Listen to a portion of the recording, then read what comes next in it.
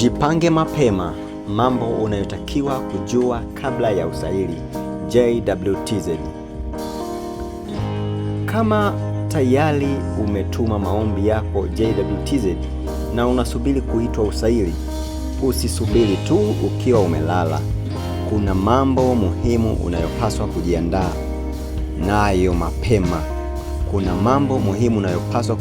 nayo mapema. Ili uwe miongoni mwa wanaochaguliwa. Leo nitakuonesha hatua kwa hatua nini cha kufanya kabla ya kupigiwa simu au kutumiwa barua ya wito.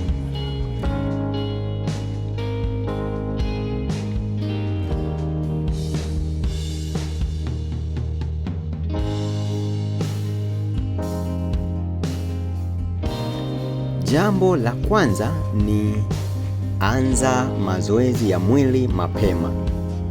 Usaili wa JWTZ hauangalii tu karatasi zako, wanataka kuona uko fiti. Anza sasa kukimbia asubuhi na jioni, angalau kilomita 2 hadi kilomita 5. Fanya push-ups, sit-up, squats kila siku. Mazoezi ya kupumua na stamina. Jambo la pili ni tengeneza nakala zote muhimu mapema.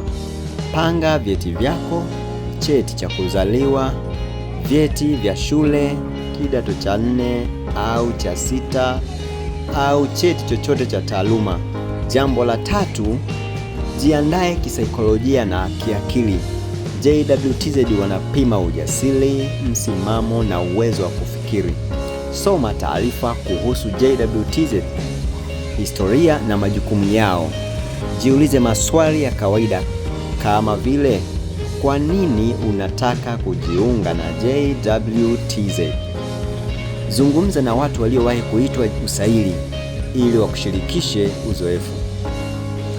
Jambo la 4 ni epuka makundi mabaya ya anasa. Watu wengine wakishatuma maombi wanaendelea na maisha yao ya hovyo. JWTZ wanachunguza tabia zako hata mitandaoni. Kuwa na nidhamu. Epuka ugomvi, starehe zisizo na tija au matumizi mabaya ya simu. Achana nayo.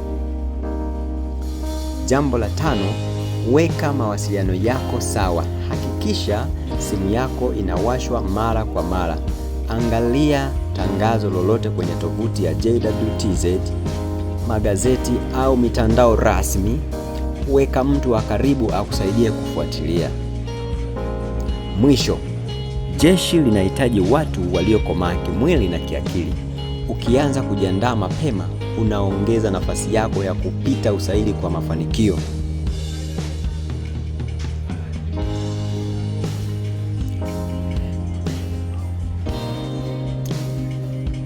Asante sana kwa kuwa nasi hadi mwisho wa kipindi hiki cha leo.